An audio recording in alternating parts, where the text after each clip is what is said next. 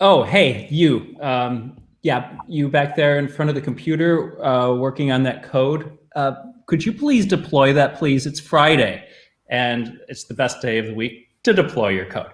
So, hey, here we are again. I'm Robert Douglas. It's Deploy Friday. We've got an exciting episode.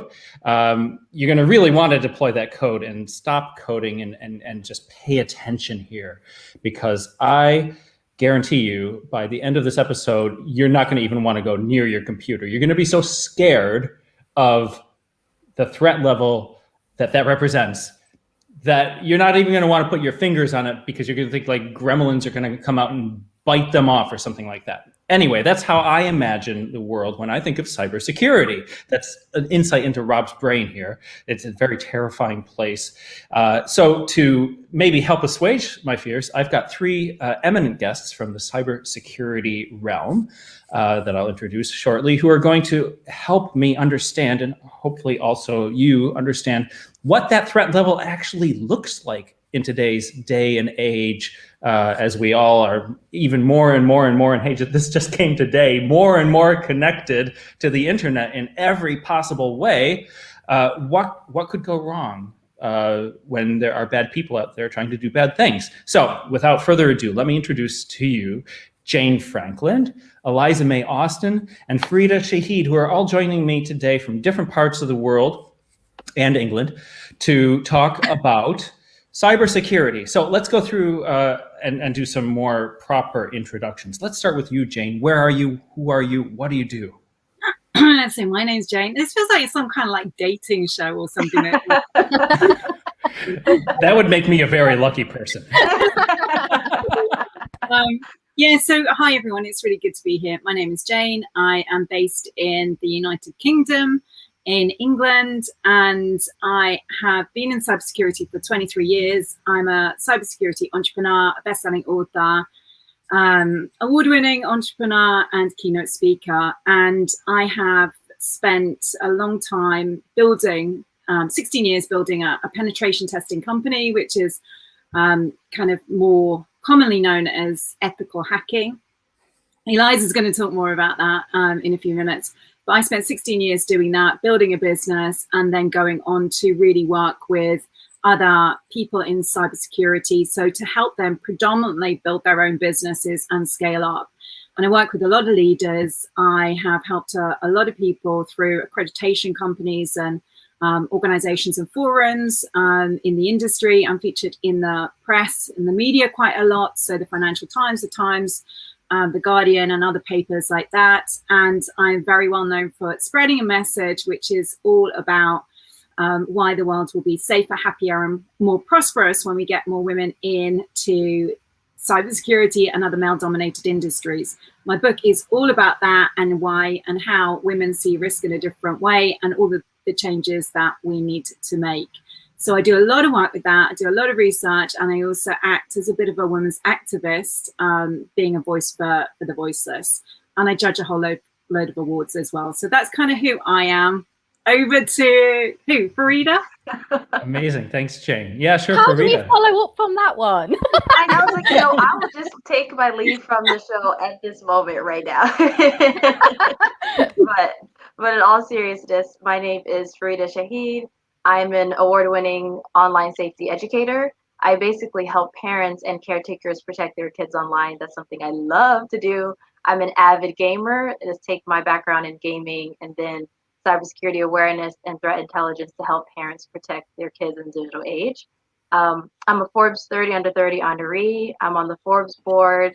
I've been in Cisco and NASA, Fox 25, Fox 46, WFMJ. There's some articles that are coming out, but I can't talk about it. It's so exciting. So my main focus is to make sure that we're protecting the world that kids live in and that we're protecting ourselves. And I look at it through a holistic manner. So that means giving the kids or yourself the freedom that you want and you deserve, and the safety and security that you need. So that's me. And amazing. Not my show at all, but I'm so interested in the overlap between child safety and gaming. And you are a gamer that does child safety, because that is such an area of so social engineering in terms of molestation and stuff. I won't go into that because it's really depressing, but That's super interesting. How about we start with who you are, Eliza-May? Oh, okay. So I started a non-profit organisation called Ladies Hacking Society based in the UK. I live in Yorkshire, which is the north. I think in America we would be the hillbillies. I'm not sure, but yeah. So I run a non-profit organisation, Ladies Hacking Society. It's spread over 5 different regions, and we concentrate on creating a technical space for women to learn about more technical aspects of cybersecurity. So a lot of fun. We've got a few thousand members, which is awesome. We'd love to spread internationally, but too busy at the moment because I'm also running a company. So I'm the CEO and co-founder of something called That Security Company. Ridiculously. How do you spell that? I don't know. Ridiculously, it's spelled in elite. So you can see just above where my really round face is, the title of my company. And honestly, what a nightmare. Literally, me and my business partner came up with that name when we were drunk. Registered the domain and we were like, well, there's no going back now. Yeah. Fantastic. Let's start with you, Eliza-May. I'm going to call on you to satisfy a deep and pressing need in my mind. What is cybersecurity? What do we talk about when we just use that word? It seems rather broad. What does it mean? Oh, no, it's a really good question. It is broad, and it's broad for a reason, because it encompasses computer security, data security, network security, the security of physical computers, security of phones, the security of information in web applications, the security in how we talk about business. So, you know, if you're on a train and you're having a conversation with someone about something and someone's listening, there's a social aspect to it as well. So cybersecurity as a term is broad, but it is broad for a reason. It has to cover a lot of different avenues of data. Okay. And what does the cyber mean, actually? I always think about nobody cyber. knows. I mean, what does that word have a meaning? Oh, I suppose computers. Yeah, I guess so. I mean, what do you think, Jane? It's more online. I mean, the industry has evolved, and with it, I mean, it's a new industry, but it's evolved, and so has the language with it. So say when I came into this industry years back, 23 years ago, it was called IT security, and or information security, or network security, because that's predominantly what it was. Whereas as the years have evolved, it's become known as, and there's definitely an echo going on in the background, but it's become known as cybersecurity.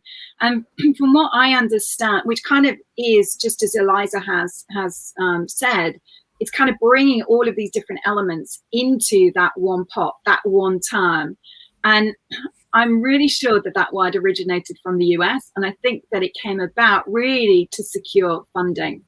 So it was catchy, it was great for raising funds and things like that. That's what I've been led to believe over the years, but it has had different names. And there's also, like, when you're in security, there is a bit of a backlash between the kind of academics or the hardcore security people who are really against the word cybersecurity because they don't believe that it actually really defines what we do.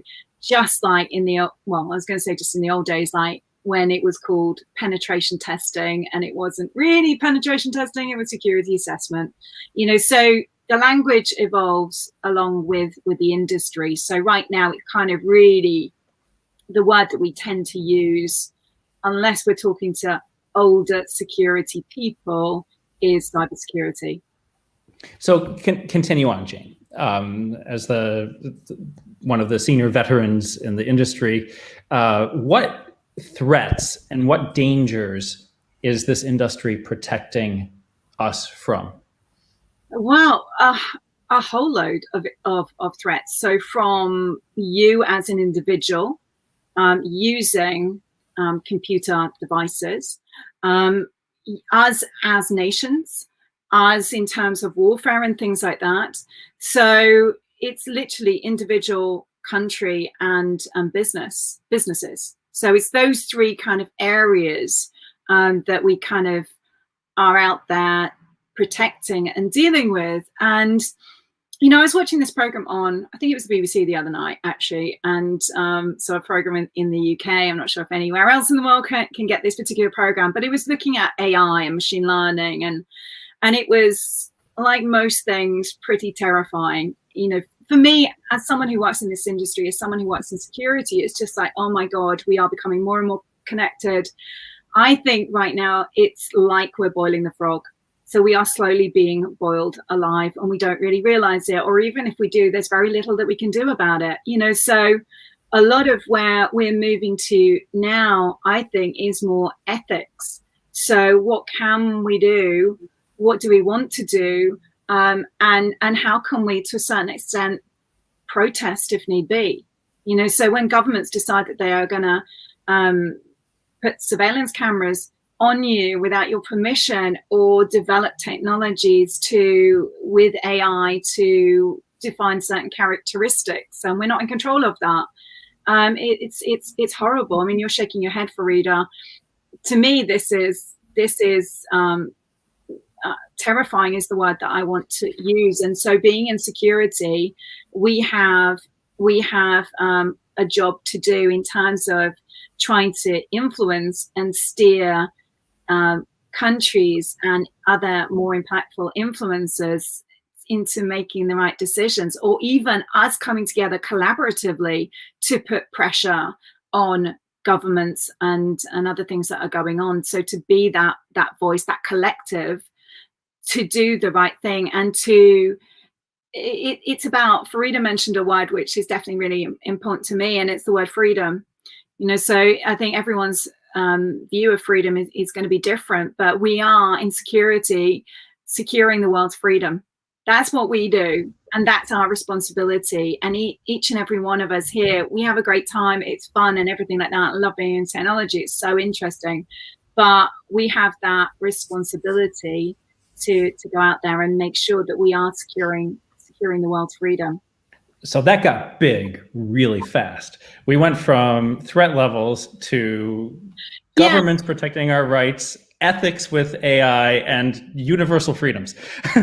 Let's step back a bit. When I think about cybersecurity, and this might be a misconception of mine, and maybe the three of you can speak to this a little bit, maybe with your own individual experiences. But for me, when I think about the topic of cybersecurity, I've always thought about it through the lens of a programmer, and I have a bit of a programming background, and what you learn to make sure that nobody can, for example, inject something into your MySQL, or run a script on your website that wasn't authorized to run there, or hack your password. Okay, so these are fairly technical things, and if you look behind any of like the attack vectors there, even the simplest ones are fairly technical, like jumbling up a whole bunch of characters into an encoding that will get interpreted into a different context and do something, boom, right? Like little Bobby drop tables. Okay, is this a really, really technical industry? And Jane's shaking her head right off, and Fareedah just shook her head. Some of it is, Eliza-May. You know, some of it is, you know, and it is very diverse, and it's become more diverse as the attack scenarios have changed. So you've just spoken about some that are more technically orientated, but we can also have attack scenarios to go out there and infiltrate a company or steal from an individual or whatever that are not technical. So we're having to look at all of the threat landscape across many different mediums, you know. So I'm gonna let Eliza or Fareedah talk. But well, I'm going to call on Fareedah specifically because in the introductions before we broadcast, Fareedah, you said that, or maybe in the introductions even, that you are focusing on children and that you have a gaming background, and that sounded very interesting. And you also shook your head when I asked if it was technical. So how technical is what you do? Are you really a technical hacker? No, I wanted to be, actually, and that's something I talk about sometimes, is that when I first joined the industry, I thought I had to be technical. I didn't honestly know that there was any other path. I just thought, okay, I had to be technical. And the biggest thing and the most coolest thing was to be an ethical hacker. And so that's what I wanted to be. And I realized that I was only doing it for ego purposes versus impact purposes. And for me, anytime you're operating off of ego, then you're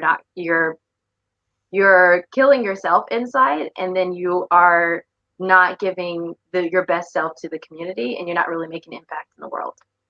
So I had to step back and do a lot of internal work and decide that I need to operate based off of impact, based off of experience, based off of love, based off of giving something back to the community. And so I stopped going through the ego route.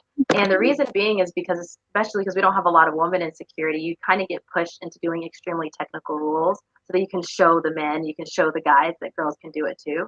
And that's my thing. And I realized that, no, I'm not operating that mindset. I'm operating in what I believe is best for me. And so I shifted, but I didn't know I could shift. I only shifted when I got my corporate job in security, because I didn't know, because I went through the college route. And in college, they don't really talk about everything that you can do in security. It's kind of just one road, a couple of ways, but they all involve highly technical things, which makes sense. But you're not really understanding what actually goes on. So many of the people I went to college with, they personally were not protected themselves online, but they were in security. So there is like a little of a balance and harmony. But all in all, to say that no, it depends on what you want to do. And I absolutely love people. I love teaching. I love gaming. Of course, I've always been a gamer. So that I married all of those together to create an impact. And I love what I do. And if I had been an ethical hacker, I would have hated it, every second of it. I just would have done it. So what's the threat that you address? Sorry to cut you off. What's the threat that you are? If you could just like strike one threat off the list and just slay it right now, what's the biggest threat that you concern yourself with from day to day when you're protecting other people? Kids talking to strangers online, like predators. If predators were not to be a thing, then I believe parents would be more at peace, and I'd be more at peace, because then we'd be like, okay, whew, that's a huge thing lifted off our shoulders. Okay, that sounds like a horrible threat, and it's not something that I would necessarily have thought is a cyber threat. So how does that come together as a cyber threat, and what's the bad stuff that happens out there? I'm really curious. I mean, the threat must be very big, or you wouldn't care so passionately about it. What happens to people? So predators, of course, can be hackers. I mean, they will hack into kids' accounts. They will groom kids online to get their information. So they'll be like, they want to know where they live, or a picture of the kid, or where they go to school, or what their parents are, what the family looks like. So I suppose when I say predators, I also mean some of these hackers as well. Our entire industry would be down if we took the predators/hackers out. So it really is because they are going to kids. And a lot of kids don't understand, obviously, they don't understand how to stay safe online, but they're also operating within a household where the household doesn't even know security, and they don't know safety as well. So the parents, of course, they are concerned about their kids talking to a stranger, but they don't understand the stranger's skill set and what the stranger could do. So I just had an incident that I talked about online where this predator went and hacked into this girl's Snapchat and then got pictures of her in a bikini, but then photoshopped it as if she was naked, and use that to blackmail her entire contact list. So those are the things that can happen, and those are some of the threats. Okay, that sounds pretty horrible. It is. So in that case, it's individuals, and the methodology is some sort of social engineering to get something to extort money from this family. So let's talk about some other threats. I'm just going to go off the top of my head about some that I'm aware of, and you can tell me how scared I should be of these things. So there's this thing like ransomware on your website. Okay, I actually had a site that I was hosting that got hacked, and the people told me, and I was quite amused, that they were going to deface my site unless I transferred some money to their Bitcoin wallet.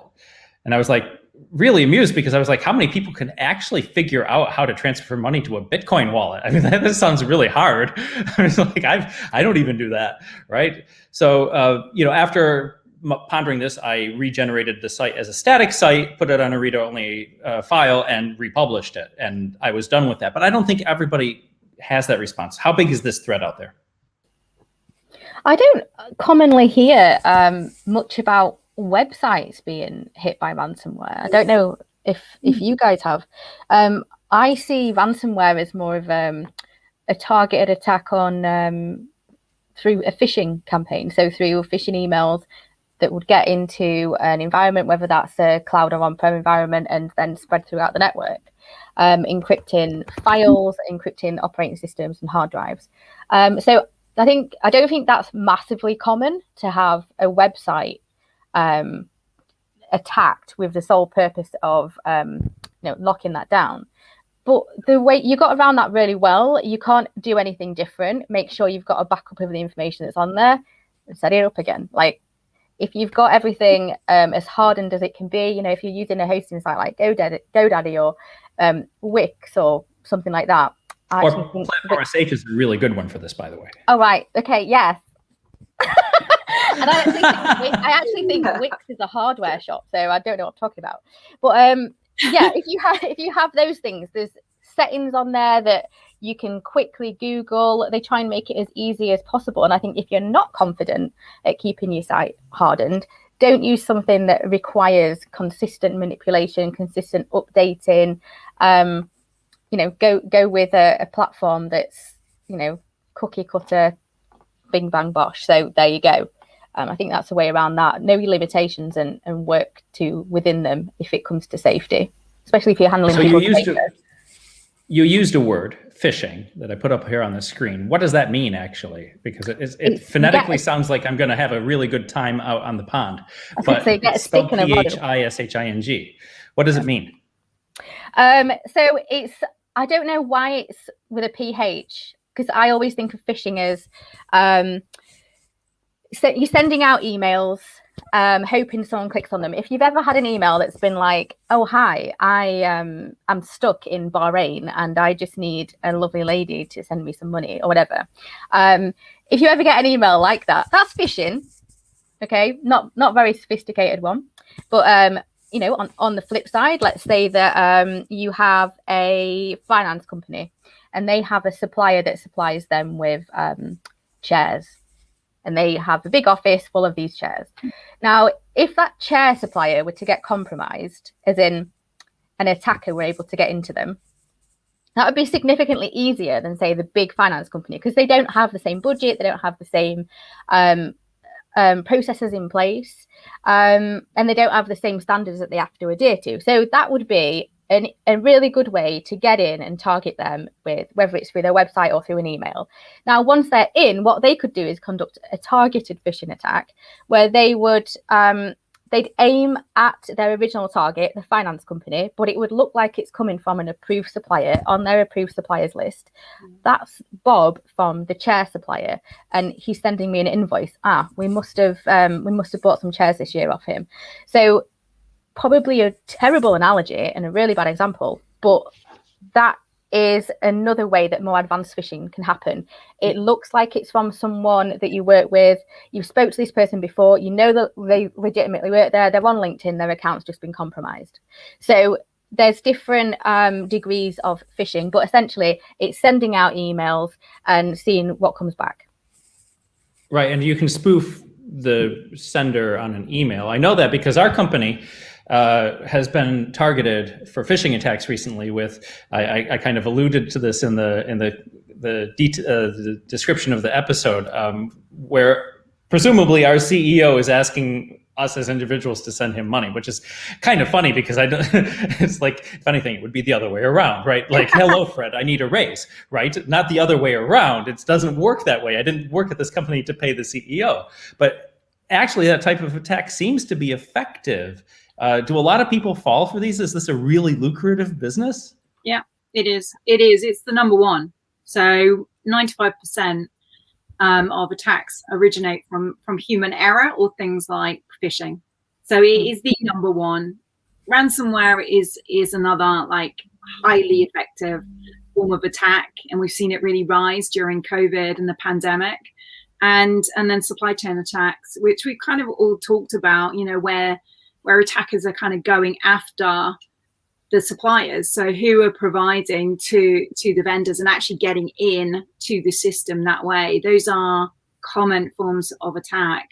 And then they're also going after open source as well. So again, like, how can you, to me, this is like really worrying as well, when they're infiltrating open source technologies and things like that. How can you tell who's a good person and who's not, you know? And then when you think how many companies are actually using open source technologies, it's a real worry. It's a real worry, and they're so creative. I think open source, you know, yeah, if you've got containers, for example, that are open to the public and anyone can manipulate them and stuff, you know, really dangerous. But I think the open source community do a really good job of peer reviewing. You know, there's ways of checking hashes and checking signatures of different pieces of software and stuff, and all that guidance is on there. And I think a big problem when it comes to insider threat is that we cut corners. And when you've been in a job for 20 years, you think, oh, well, you know, I know what I'm doing with this. And actually using a technology that you use every day in the wrong way at some point may lead to your downfall. But, you know, it's not even just that even. So, you know, yes, absolutely, that scenario can happen. But it's also the fact that so many who work in security are under-resourced and tired, so they are not all stressed, and we know this goes on. The data actually around stress is pretty horrific. So we have a scenario like Eliza has just spoken about, plus tired, stressed, self-medicating people who. God, you know me well. You know that. It's true. It's just like one of our biggest problems is the environment, and it's just that we need to be able to make better decisions and be faster, more agile, more resilient, so we bounce back quicker and we don't get as disrupted as we are now. Plus, also be more creative so that we can come up with technologies or processes or ways to stop attackers getting what they want. And with attackers or those who are coming after us, you know, the threat levels and things like that, it's not. They have a much easier job of that. Our job is to protect and defend. Attackers only have to find one way in, so it's much easier for them. And then with the dark web, there is so much available for them. They have access to businesses that are very effectively run, and they can source whatever technologies for or even hackers, you know, for whatever price they want, you know. So darkware. So this is bad software. Well, the dark web. So it's a place where you can go and get access to all sorts of things, you know, whether it is technologies or whether it's guns and weapons or child pornography or whatever it is. You know, there's a lot of things that they can get. Advertising it, Jane. Not that I know much about that. You know, yeah, whatever. It sounds like a place where even showing up makes you suspicious. Nah. Yeah, and also I think to a certain extent maybe under threat yourself, you know. So yeah. Okay, so I'm hearing a very nuanced story. On the one hand, I know that people are attacking websites and computers with automated technology-based attacks. I see those in my access logs, right? For my own websites. I know that there's a near constant set of attackers trying to break into my websites. And fortunately, I don't really have to worry about that very much. And we all know that there are things like Wi-Fi attacks. So don't use a public Wi-Fi without encryption, without, you know, there are all sorts of like little tips and tricks that we have that allude to threats that exist that we can more or less mitigate with some very simple actions. But then I'm hearing with, you know, the phishing and the supply chain attacks, social engineering attacks, that actually there are people, it's not like the attackers are hiding behind some little automated machine pinging me with nasty packets. It's like they're actually in plain view. They're like knocking on my door and talking to me, so to speak, in the virtual world. They're writing me emails, right? they're totally directly talking to me. So this sounds similar, Fareedah, to the situation that you're trying to solve with your advocacy for children. Is that true? You probably focus mostly on the social aspects of that, because I mean, you're not gonna tell a child to log into their VPN, right? You tell the parent to, but not the kid. But when it comes to that, yes, it's a lot of communication. But then we get into tech because parents will put tech on their kids' devices that may be good or may be bad, and they would more rather monitor their activities, because if they're monitoring, then they can see what's going on. So that's what we're seeing. And for predators, I mean, there are steps that parents can take to protect their kids. But sometimes we're talking about kids who are like in middle school and high school. And so many times they may be more tech savvy than their parents. And so they get around certain things. So my main thing is teaching the parents the foundational security things, but also encouraging them to build a relationship and connection with their kid, because they can't monitor everything. And as scary as it sounds to have a predator going after your kids, it's even scarier when your kid will not talk to you about it, or you're not involved in that process, or you can't even you're not able to get through to them because they have their own mind. So we are talking about social, we're talking about psychology, we're talking about being there. And so when I talk about security, I look at it from the heart and soul point of view, which sounds crazy because we're going it's an umbrella right now. We went through so many different topics, and for me, that's what I'm the most passionate about, because in order to change people, you have to change the condition of their heart. And there's research that came out that's saying your heart actually makes decisions just as much as your brain does. So my thing is getting through people's hearts, and heart meaning, how do you communicate with other people? So even when I was talking about fighting against social engineering with other people, so when we're trying to educate the public on phishing or social engineering attacks, we have to talk to them as if they're as smart as they actually are, and also talk in a way that they can understand, because they're maybe in finance, or they're a teacher, or they got a master's degree in science, but they have no idea what the hell you're talking about when you're talking about cybersecurity. So really breaking down concepts and being there with them and not being condescending, because that's something we see a lot in industry, because we're working a lot with technology and threats. And we feel like everyone should know this. We're always talking about this. Haven't you heard this news and this hack and that hack? And we realize we're not realizing that while people hear about it, they don't understand how it deals with them in their daily life and how their actions can affect those type of things. So, I mean, think about health. We all know what we're supposed to do to be healthy, but are we doing it? Like, I need to drink a lot of water. Do I do it? No, but I have it right now. So it's a hard. So I think it's let me ask you let me ask you a concrete question, because you mentioned that you encourage parents to like build this relationship with their children. I read a interesting Twitter thread, or maybe on Reddit. It was a discussion about a parent, and I think he said that he was monitoring all of his child's internet traffic on the router, and to keep them safe, ostensibly. And maybe there was some validity to that with the reports that you're giving me about the predation that's going on there. But what people were saying to him was that, what does he value more? His child's ability to trust his father, or the ability to make sure he doesn't see any one bad website on the internet? So, I mean, how do you coach people in that situation to find a balance? Somebody who is clearly technically savvy enough to understand what the threat is, technically savvy enough to take some means to protect in some way the child, but in other people's eyes is violating the child's trust. So yeah, that's another heart issue too. It doesn't seem like it is, but it actually is. So for me, I take a harmony approach with it. I don't believe in monitoring as a foundation to security. I just don't.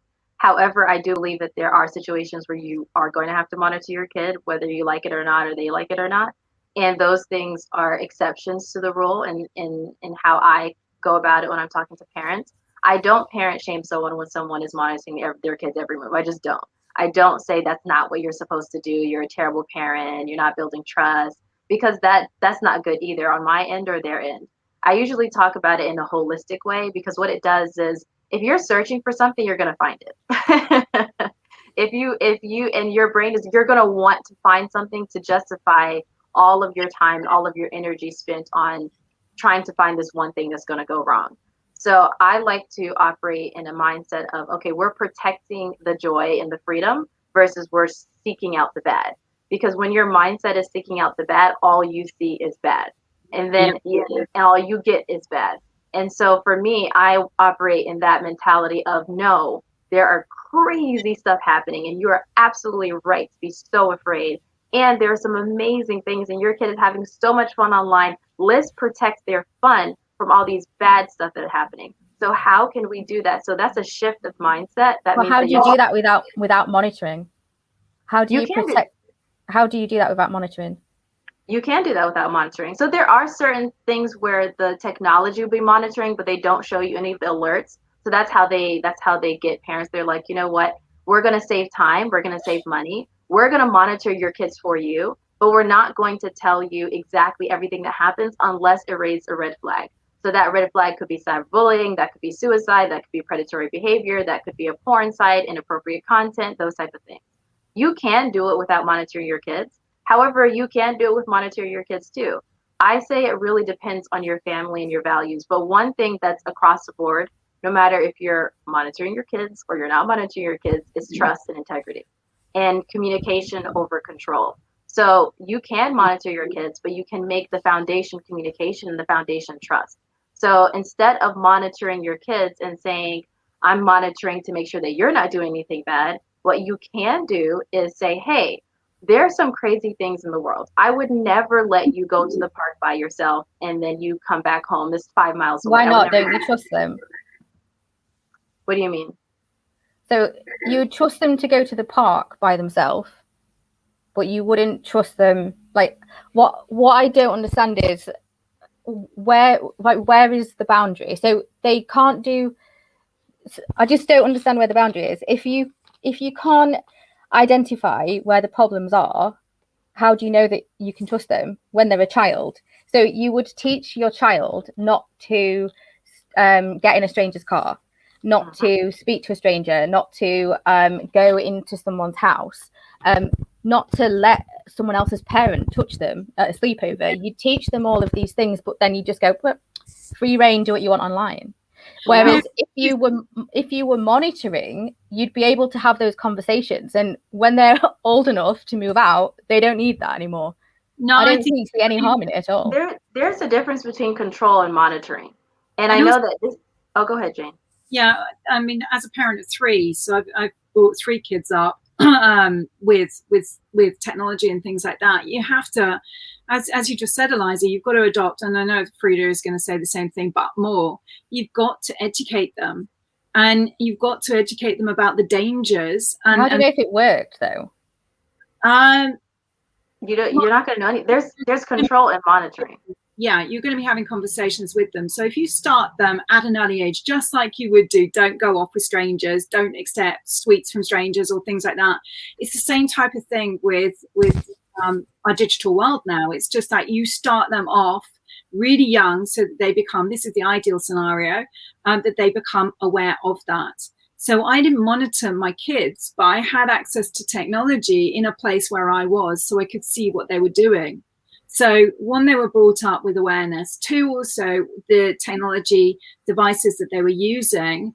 But not everyone's got your knowledge on this issue. So for the majority of parents, if they know how to check the logs on their router in their house, that would be significantly easier.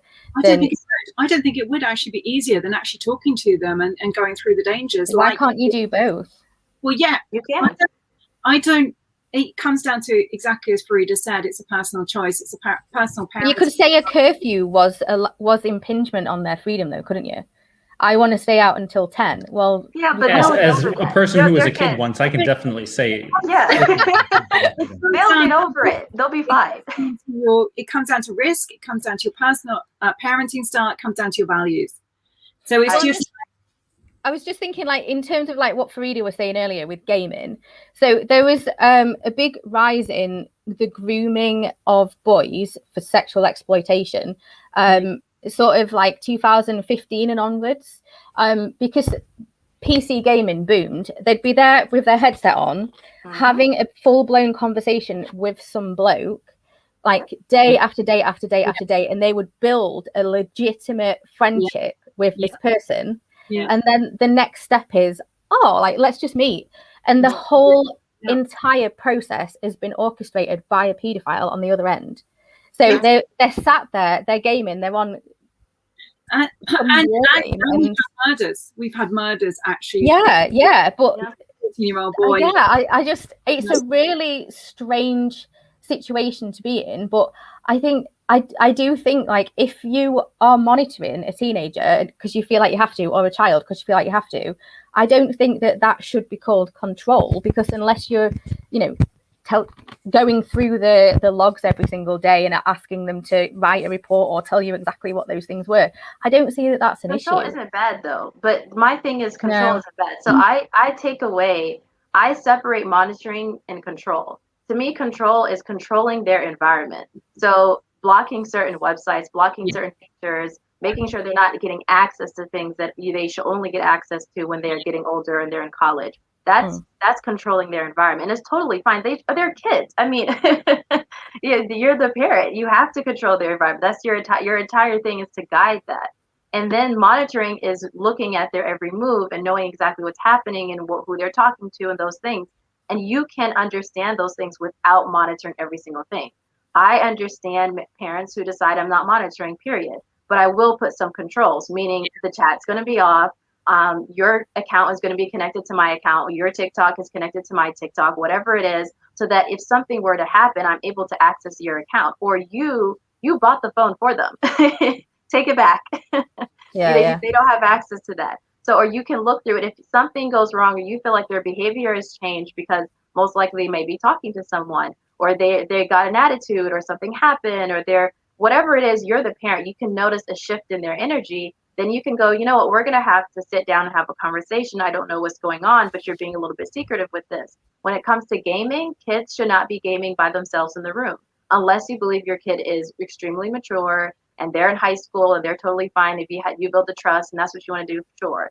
But as your kids, you want to know what's happening, what games are they playing, what parental controls you can put inside of the game. So there are ways around not monitoring, and there's ways that you can, but you don't want to monitor in secret.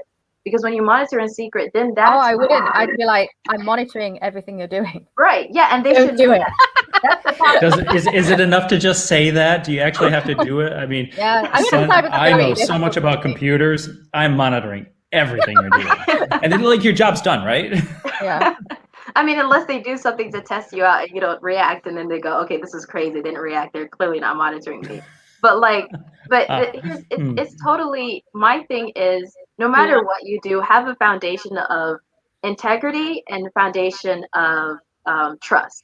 So it should not be, this is a spyware program that's hiding in your kid's phone that they don't see. No, it should, like, no, ma'am, sir, I am monitoring your stuff. And the reason why I'm doing it is X, Y, and Z, so they know. So that once they grow up, they understand the concept. Because if they don't understand why, all they're doing is it's constant friction.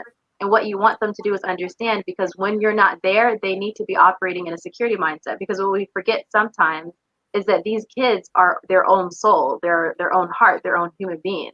And the predator is looking at them from that way. And the way that they're being groomed is because that's my friend. So when we talk about, preventing them from talking to strangers, or don't talk to strangers, or don't give your information to strangers, like you said, Eliza, that's not a stranger to them. They've been talking to them for weeks or months or years. That's not a stranger anymore. That's their friend. So now you have to go, who is this person? Let's do some research. And so for me, it's a holistic point of view in order to get them there, because they're going to turn into adults, and they're going to learn they have to know how to protect themselves as well. So what happens when you're not monitoring? If you're just monitoring and controlling, but you have very little conversation, very little connection, very little trust and values, when you stop monitoring, they're going to go, ooh, heaven, I can do whatever I want. Versus understanding, these are the things that I'm not supposed to do. These are the things I should be doing. And here's how to operate in the world that mommy and daddy or whoever you are in the relationship they're not there. So Eliza, you just texted in our chat that you have an interesting phishing story. Do you want to tell us what that is? I didn't want to jump in because like what Fareedah no, I was didn't. really I didn't mean to interrupt. But yeah. if you have an interesting story, let's hear it. What goes on in the world? Jane will certainly know this one as well. Really, really funny. So there's a company here in the UK called West Midlands Trains. They did a phishing exercise internally where they sent a real email with fake malware out to everyone within their company as an exercise to detect phishing. But what they did was they created a really, legitimate looking internal email that told all of the staff members, because they'd worked so hard during COVID, they had a raise. They had a bonus. They had a COVID bonus, and everyone was like, "Yes, we've got a COVID bonus. This is amazing!" And like people started tweeting about it and telling their family, and then they're like, "Oh no, it was just a test." So funny. It's like awful. I mean, really That's awful. Terrible. They got absolutely ripped a new one online, didn't they? But oh my god, yeah, it was so. You just thought that is unbelievably so bad. So this was the official company trying to do a cybersecurity prevention exercise without telling the people that they were doing it with, and they ended up embarrassing themselves. They wanted to see how they would respond if if someone had compromised the network, compromised an account, and sent out a widespread email. But what they ended up doing was just emailing their whole company, telling them they had a bonus, and then going, oops, my bad. Did anybody try to make it legally binding? Like, hey, you just told me I was getting a raise. I really want that. Probably, but they went online and they were like, announcement. Yes, actually, it was a phishing exercise, and no one are apologizing for it.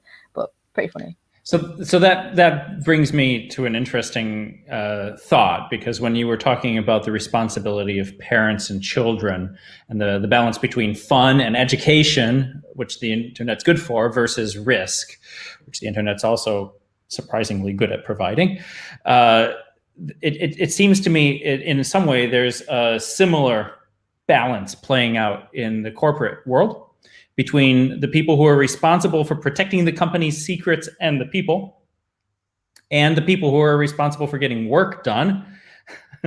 And I can personally think back to situations where I've had to install very bad antivirus software on my computer that ruined my computing experience, or work in situations where there were blacklists of sites that I couldn't visit because they were somehow dangerous. And in every one of those cases, I always felt as a worker that my ability to function was being impinged on, much the way I imagine a child would feel if their computer were shut down because it's too dangerous for them. How do you have those conversations when you're talking to, for example, a company that wants you to help bolster their security profile? All defense has to align with the business needs. If it doesn't, it's not good defense. There's the only way you're going to be 100% secure is through turning your, not using the internet, not using a computer. The only way that you would 100% guarantee no one's ever going to try and break in your house is if you blocked the doors and windows off with concrete. And even then, if someone had a bulldozer and enough requirement, then maybe they would. So you're never going to be in a position where you're 100% secure. You have to accept that, and you have to align everything that you do to operations. So if, for example, you don't want things getting out on social media, then limit who uses social media, but maybe your advertising and marketing team, your customer relations team, all those will need to have access to social media, Facebook, Twitter, LinkedIn, all those different things. Recruitment will as well. So you have to align things by a different department, need, and requirement for the role. And I think that's the best you can do on that. And it comes down to knowing your risk and also what strategy you're going to adopt. So some might say absolutely categorically, we're not allowing our employees to use these technologies, and be really rigid with it. Not allowed. This is how we work. These are only available to you. I don't care what you do. This is just how it is. And then others will be, you can use what you want, but they will approach it through awareness, and they will make sure that you understand the risks and become more educated. So in lots of ways, it's very similar to the conversation we were having with Farida about parenting, that monitoring and control and that openness and that awareness inside an organization. But just as Eliza said, you are going to look at it in terms of your operations, what you need to do in order for the business to operate as safely as it can, and the budgets that you have. So what resources do we have, people, processes, technologies, and things like that, in order to ensure this business operates as safely as it can? You know, how do we do that? So whoever is in control of the security function is going to devise a plan in accordance with what they think is going to be the best way forward. And that can be a whole variety of ways, as so many companies use. Now, Jane, thank you.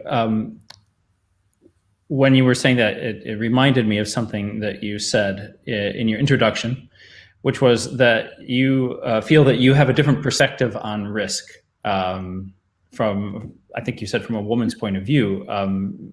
Correct me if I misquoted, but can you explain what you mean? Yeah, so what I believe is that women see risk in a different way to men. And this is what my book was really based upon.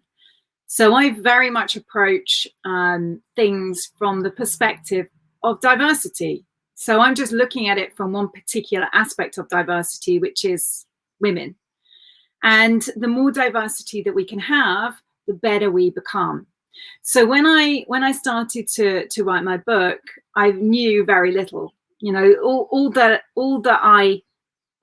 only things that I had was I'd worked in the industry for a certain amount of years, whether that was 17 years or whatever at the time, and I was a woman. But I had to go out there and do a lot of research to investigate, well, what is going on? How do women see risk in a different way to men? Do they, don't they? And so on. So from the research that I picked up, which is all kind of detailed in my book, women do see risk in a different way to men. And there have been hundreds and hundreds of reports that actually verify that. But when it comes to security, I mean, there've been loads of reports that kind of look at women. When we have a mixture of men and women, we do a better job. So together we are better. When there are more women in male-dominated industries, we are more innovative. We stay on track in terms of budget, much more than compared to just one single gender department or organization. But when it comes to security, women are very highly competent at assessing odds. And because of that, we see risk in a different way. We're highly competent at evaluating risk. Women are very intuitive. We have typically high social intelligence, high emotional intelligence. We use our intuition, and we can spot things. We can spot anomalies. We are highly detailed in our exploration. So sometimes it can be, it just doesn't look right. We can spot patterns. Things don't feel right. And when that happens, that's usually because that's the case. So when we have, men can be more comfortable with risk. It's not that women aren't, but when we have men and women coming together, then we get a better viewpoint on risk, and we are better able to make decisions. So we know from research when we have more women coming into a group, we make better decisions 73% of the time. When we have more diversity in that group, so whether that is age, gender, ethnicity, and so on, we make better decisions 88% of the time. So what we want in our industry is to get great people and to have as much diversity of thinking and experience as possible. And right now, for me, I focus on women. So Farida, Eliza-May, does that resonate with your experience? Are you hearing kernels of truth there? Not that, or not that I wanted you to tell us, no, Jane, you're full of crap. But I think some people might be questioning those assertions. Does that resonate with you just at a gut level?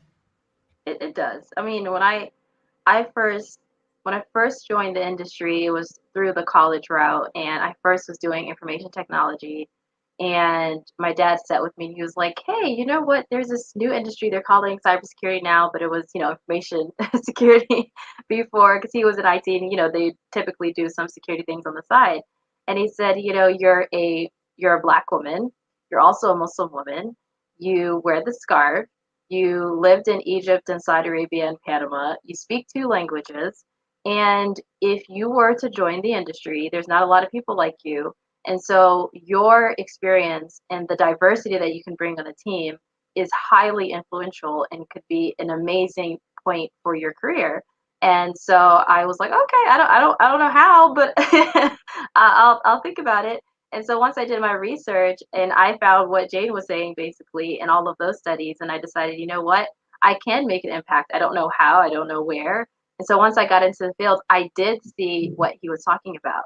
Because I lived in a different culture, because I grew up, I didn't even grow up in the US, I grew up in Saudi Arabia. Because I grew up in Saudi Arabia, because I'm a woman, because I'm a black woman, because I'm a Muslim woman, I had a completely different view of how we operate and how we can tackle these problems, and how other people, when they grew up, someone grew up in Hong Kong, another person grew up in India, another person grew up in Germany. So someone is in South Africa. So someone brings their different culture and their values and their integrity and the way that they operate to the table. It allows us to approach risk in a different way. So I definitely agree with Jane.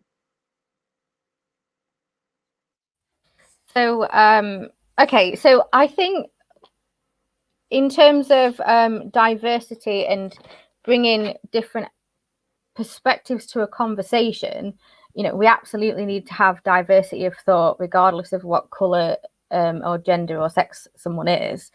That's, the most important thing. But I don't see that I don't know that I see risk in a different way to you, Robert, seeing risk, because I don't know what's in your brain and you don't know what's in my brain. So I don't understand how we differ when it comes to defining risk. I understand that if you go back to like caveman times, a woman probably would be pregnant and breastfeeding, and then a lion or something might try and eat her, and she's the first line of defense for her and her offspring and a pregnant unborn child and all these things. So I think women definitely, we've got an inbuilt thing to see risk, but at the same time, if men were out hunting, they would have seen risk in a different way as well. So I think that regardless of what your position is and whether you're a fan of intersectionality or not, I'm not. I don't think that it causes any harm to have diversity in terms of thought. But at the same time, you could have a room full of women and a lot of them would have different opinions on risk, and you could have a room full of men, white men, that would all have different opinions, varying different opinions. And I think a way to sort of interject a bit of friction in a conversation, which is needed in cybersecurity, you do need to add in people that have got obvious differences to sort of try and instigate that conversation. So, for example, you could have a compromise that might have happened in a network. How are we going to handle this? And you may have people that have been in the game a long time all come up with a certain scenario of what they're going to do, and a junior person might be like, well, why don't we just do this? Why don't we just turn it off and turn it back on again? And actually that could be the easiest route. So I think in a team, for the purpose of cyber defense, having a hierarchy of people, whether it's junior all the way to advanced, having people from different backgrounds, different class backgrounds, regardless of color and regardless of sex, regardless of educational background, that's all really valuable. But in terms of do I see that my risk appetite is different to that of a man's? Professionally, no, I don't. There's not any moment in time or meeting I can recall where I've thought that it is, but that might just be me, to be honest. Well, thank you for all of those perspectives. We are coming to the top of the hour. Now, we started the conversation with the admission that the topic was very broad, and we've kind of proven that in the course of the show. We've established that the risks are not just technical, but they're also social, in fact, maybe predominantly social, and that they're not just about websites or Wi-Fi networks at Starbucks, but they're also about young people playing games or having fun on social networks. And also, if you get any invoices for chairs that you didn't buy, look very carefully at that, because you're probably under attack. I'll keep that noted. You are all three amazing guests. I would like to dive into 7 or 8 or 10 of these topics that we've covered at depth, but we just don't have the time for right now. So I'm going to invite everybody to come back next Friday for another episode, and maybe we will find the chance with some of you or all of you to go into these topics in more depth at a later point. So thank you, Jane. Thank you, Fareedah. Thank you, Eliza-May. That was really great. Thank you, everybody, for watching. Thank you. Yeah. See you next week for Deploy Friday. Bye-bye. Bye. Bye.